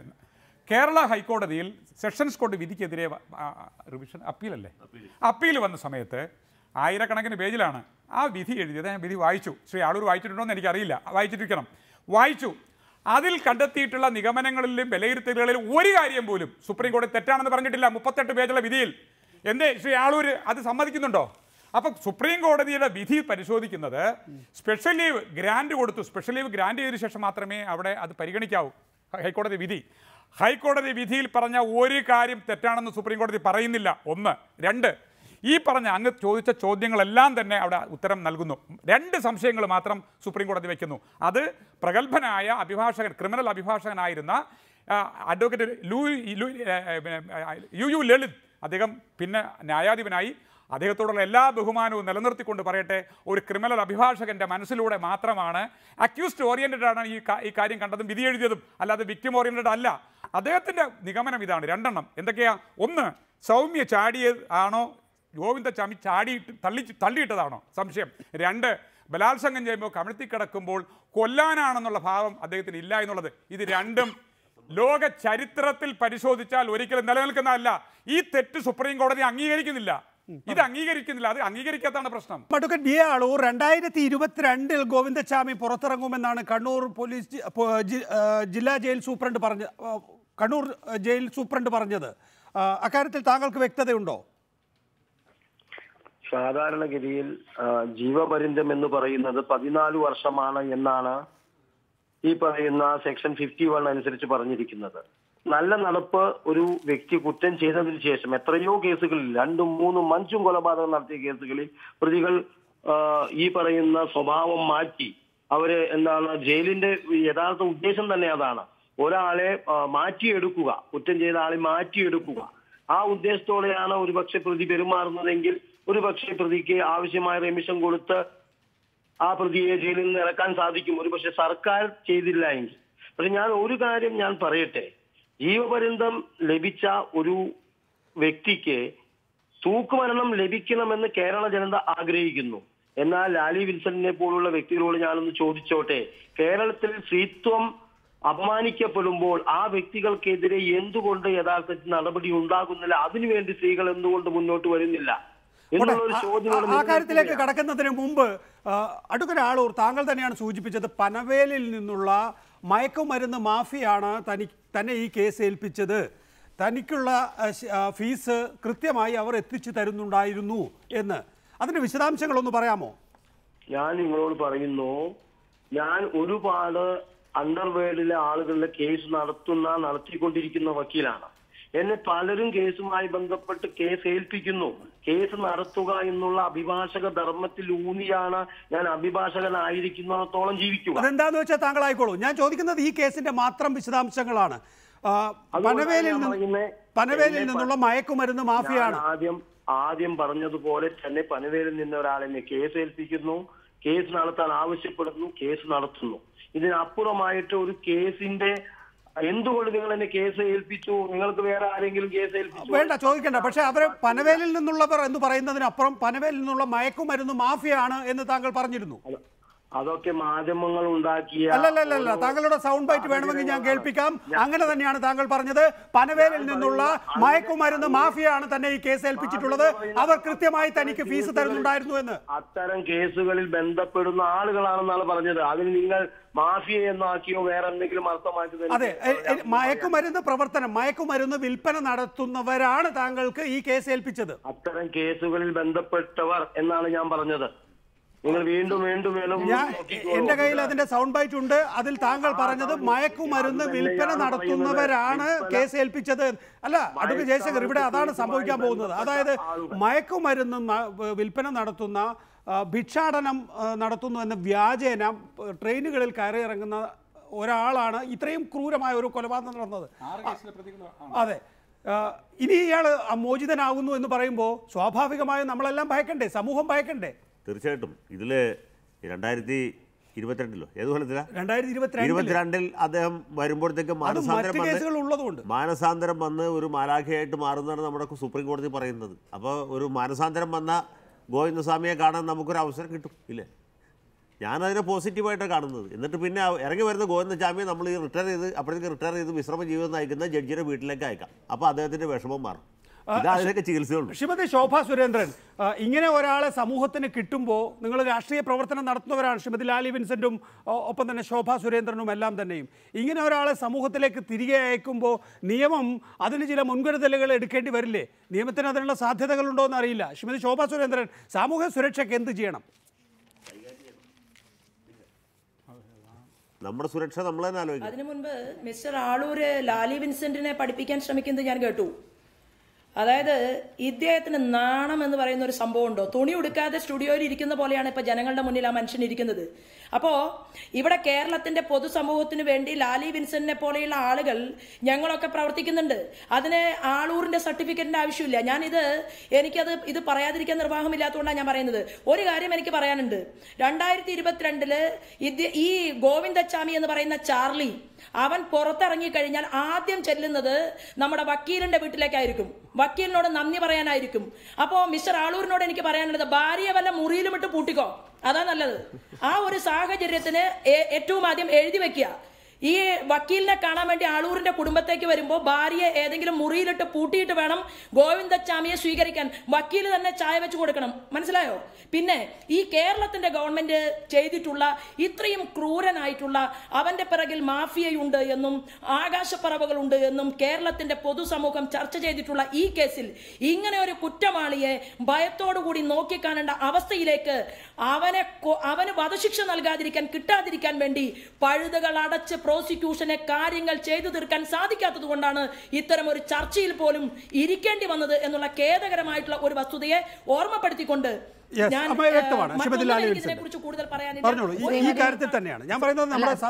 ശരിയാണ് ശ്രീമതി ശോഭ പറയുന്നത് 100% ഞാൻ അടിവരയിടുന്നു. ശ്രീ ആളൂർ ഒരു കാര്യം മനസ്സിലാക്കണം. ഞാൻ താങ്കളെ വ്യക്തിപരമായി ബഹുമാനിക്കുന്നു. പക്ഷേ അഭിഭാഷക വൃത്തിയിൽ കുറ്റവാളികളെയും കുറ്റകൃത്യം ചെയ്യുന്നവരെയും നമ്മുടെ ഗവൺമെൻറ് സംരക്ഷിക്കുമ്പോൾ സമൂഹത്തിൻ്റെ നീതിന്യായത്തിനെയും സമൂഹത്തിൻ്റെ മര്യാദയെയും നാം ലംഘിക്കുന്നുണ്ട്. പക്ഷേ നമ്മൾ അക്കാര്യത്തിൽ വിമർശിച്ചിട്ട് എന്താ കാര്യം? ആളൂർ അല്ലെങ്കിൽ വേറൊരു അഭിഭാഷകൻ എന്നുള്ള അങ്ങനെയല്ല. അഭിഭാഷകരുടെ ഏറ്റവും വലിയ ഉത്തരവാദിത്വം നിയമം പാലിക്കലും സമൂഹത്തിന്റെ മര്യാദ പാലിക്കലുമാണ്. ഗോവിന്ദചാമിക്ക് ഒരു അഭിഭാഷകനെ കൊടുക്കേണ്ടത് നമ്മുടെ നിയമസംഹിതയുടെ ആവശ്യം തന്നെയല്ലേ? നിയമം പഠിച്ചവരത് ജോലി ചെയ്യുന്നതിന് തീർച്ചയായും ഡിഫൻസ് കൊടുക്കേണ്ടതാണ്. പക്ഷെ ഡിഫൻസ് കൊടുക്കുമ്പോഴും ആ ഡിഫൻസിൽ പ്രോസിക്യൂഷന്റെ ശരിയായ വാദത്തെ പ്രോസിക്യൂഷൻ കൊണ്ടുവരാൻ ശ്രമിക്കുന്നതിനെ തടയാൻ പാടില്ല. ഡിഫൻസ് ലോയറും പ്രോസിക്യൂട്ടറും കോടതിയെ സഹായിക്കാൻ ബാധ്യസ്ഥരാണ്. നീതിന്യായ വ്യവസ്ഥിതിയിൽ ജഡ്ജിയെ തീരുമാനമെടുക്കാൻ സഹായിക്കുന്ന രണ്ട് ഘടകങ്ങളാണ് പ്രോസിക്യൂട്ടറും ഡിഫൻസ് ലോയറും. അത് നീതി നടത്താനാണ്. അഡ്വക്കേറ്റ് ശിവൻ മഠത്തിൽ അങ്ങനെ ഒരു ഹൈക്കോടതിക്കോ അല്ല നിയമവ്യവസ്ഥയ്ക്ക് അങ്ങനെ ഒരു നിയന്ത്രണമുണ്ടോ? ഇയാൾ പുറത്തേക്ക് പോയാൽ, അങ്ങനെ പല കോടതികളിലും നമ്മൾ വിധിന്യായത്തിൽ തന്നെ കേട്ടിട്ടുണ്ട്, ഇയാൾ പുറത്തിറങ്ങിയാൽ മനുഷ്യന് അത് ദോഷം ചെയ്യും അല്ലെങ്കിൽ കൊടും ക്രിമിനലാണ് എന്ന്. ആ കാര്യത്തിൽ ഗോവിന്ദചാമിയെ പെടുത്തിയിട്ടില്ല എന്നതുകൊണ്ട് തന്നെ പരിപൂർണ സ്വതന്ത്രനായ ഗോവിന്ദചാമി പുറത്തേക്ക് ഇറങ്ങുമ്പോൾ നമ്മൾ എന്തും ഭയക്കണം. ഇവിടെ ശ്രീമതി ശോഭാ സുരേന്ദ്രൻ പറഞ്ഞ ഒരു കാര്യം അത്രയും തീവ്രമായ ഒരു ഭാഷയിലേക്ക് ഞാൻ പറയുന്നില്ല. പക്ഷേ ആളൂരിനെ പോലെ അഭിഭാഷക വൃത്തി ചെയ്യുന്നവർ മനസ്സിലാക്കേണ്ട ഒരു കാര്യം, ഈ ഇത്തരത്തിലുള്ള നിയമ നടപടികളൊക്കെ തന്നെ സമൂഹത്തിൻ്റെ സുരക്ഷിതമായ ഒരു മുൻപോട്ടുള്ള പോക്ക്, അത് നമ്മൾ സംസ്കാരം എന്നൊക്കെ പറയും. അതിന് വേണ്ടിയിട്ടാണ് ആരും അദ്ദേഹം കാരണം അക്കാര്യം നോക്കേണ്ടത് ആളൂരല്ല, കോടതികളാണ്. പക്ഷേ ആളൂരോട് പറഞ്ഞ കാര്യം ഞാൻ ഇവിടെ വിളിക്കുന്നു. കേരളത്തിലെ ജനങ്ങൾ മുഴുവൻ ഗോവിന്ദചാമിയെ തൂക്കിലേറ്റണമെന്ന് ആഗ്രഹിക്കുന്നു എന്ന് വളരെ തെറ്റായ രീതിയിലുള്ള ഒരു സന്ദേശം പറഞ്ഞു. അങ്ങനെ ആരും ആഗ്രഹിക്കുന്നില്ല. വധശിക്ഷ കൊടുക്കുന്നത് ലോക സമൂഹം തന്നെ വേണ്ട എന്ന് ചർച്ച ചെയ്യപ്പെടുന്ന ഒരു വ്യവസ്ഥയിലാണ് നമ്മൾ നിൽക്കുന്നത്. ഞാനും അംഗീകരിക്കുന്നു. ലോ കമ്മീഷൻ പോലും പറഞ്ഞിരിക്കുന്നു വധശിക്ഷ കൊടുക്കാൻ പാടില്ല. ശിക്ഷ എന്ന് പറഞ്ഞാൽ വധശിക്ഷ അല്ല, അത് പാടില്ല എന്ന്. അത് അംഗീകരിക്കുന്നു. പക്ഷേ ഇവിടെ അതല്ല നമ്മുടെ പ്രശ്നം. ജയശങ്കർ നേരത്തെ തുടക്കത്തിൽ അത് സൂചിപ്പിച്ചു. അദ്ദേഹത്തിന് വധശിക്ഷ കൊടുക്കാനുള്ള കാരണങ്ങൾ സംബന്ധിച്ച് കാരണമില്ല എന്ന നിഗമനത്തിലെത്തിയ സുപ്രീം കോടതിയുടെ നിഗമനത്തെയാണ് നമ്മൾ ചോദ്യം ചെയ്യപ്പെടുന്നത്. ഒന്ന്. രണ്ടാമത്തെ കാര്യം, ഇത്തരമുള്ള കേസുകൾ നടത്തുമ്പോൾ അദ്ദേഹത്തിനെ ഈ പറഞ്ഞ പോലെ കേസേൽപ്പിക്കാൻ വരുന്ന ആളുകൾ അത് കഞ്ചാവ് വിൽക്കുന്നതോ അല്ലെങ്കിൽ ഡ്രഗ്സ് വിൽക്കുന്നതോ ആയിക്കട്ടെ, അദ്ദേഹം മാതൃഭൂമി ചാനലിൽ കൊടുത്ത ഇന്റർവ്യൂവിൽ പറഞ്ഞു അധോ ലോകത്തിന്റെ കേസ് ബോംബെയിലെ അവരെന്നെ ഏൽപ്പിക്കുന്നു, ഞാൻ എടുക്കുന്നു എന്ന്. അപ്പം അഭിഭാഷക വൃത്തിയിൽ ഏത് കേസും എടുക്കാം. പക്ഷേ ഈ രാജ്യത്ത് നിലനിൽക്കുന്ന ഒരു നിയമസംഹിത, ആ നിയമസംഹിതയ്ക്ക് അടിസ്ഥാനപ്പെടുത്തിക്കൊണ്ടുള്ള മൂല്യങ്ങൾ ഉയർത്തിപ്പിടിച്ചുകൊണ്ട് മാത്രമേ പണിയെടുക്കാവൂ. അല്ലെങ്കിൽ ഗോവിന്ദചാമി പുറത്തേക്ക് ഇറങ്ങുമ്പോൾ, സ്വതന്ത്രനായി നടക്കുമ്പോൾ നമ്മുടെ സ്ത്രീ വിഭാഗം മാത്രമല്ല എല്ലാതരം ആളുകളും വലിയ തോതിൽ ഭീഷണി നേരിടുന്നു. അതിൻ്റെ ഉത്തരവാദിത്തം ആരെങ്കിലും ഏറ്റെടുക്കണ്ടേ? അത് ആരാണ് ഏറ്റെടുക്കേണ്ടത്? ഞാൻ പറയുന്നു ഇതെല്ലാം ഒരു സ്റ്റേറ്റിന്റെ ചുമതലയാണ്. ഞാൻ പറയുന്നു ഞാൻ ആരെയും വിമർശിക്കാൻ തയ്യാറല്ല. ഞാൻ പബ്ലിക് പ്രോസിക്യൂട്ടറാണ്, സ്പെഷ്യൽ പബ്ലിക് പ്രോസിക്യൂട്ടറാണ്. മഹാരാഷ്ട്രയിലെ കേസുകളിൽ എനിക്ക് കൊണ്ടുവരുന്ന പ്രോസിക്യൂഷൻ ഞാൻ നന്നായി നടത്തും. അതിൽ ഇരയ്ക്ക് നീതി നേടിക്കൊടുക്കും. അത് സാധിക്കാതിരുന്നിട്ട് മറ്റുള്ളവരെ കുറ്റം പറയുന്ന അർത്ഥമില്ല. ഞാൻ പറയുന്നു പ്രോസിക്യൂഷൻ നടപടികൾ യഥാർത്ഥമായിരിക്കണം. ഈ ഒരു രാജ്യത്തിന്റെ ജീവനും സ്വത്തിനും സംരക്ഷണം കൊടുക്കേണ്ടത് സർക്കാരാണ്. ഈ പറയുന്ന പ്രതിക്ക് മാക്സിമം ജീവപര്യന്തം വാങ്ങിക്കൊടുക്കേണ്ടതും സർക്കാരാണ്. എന്റെ ഒരു അഭിഭാഷക വൃത്തിയുടെ ചെറിയ എളിയ അറിവ് വെച്ചുകൊണ്ട് ഒരു കേസ് എന്നെ ഏൽപ്പിക്കുമ്പോൾ അത് പ്രോസിക്യൂഷൻ ആയാലും ഡിഫൻസ് ആയാലും വളരെ വളരെ നീതിപൂർവമായി നടപ്പാക്കുക. അതാണ് അഭിഭാഷക ധർമ്മം.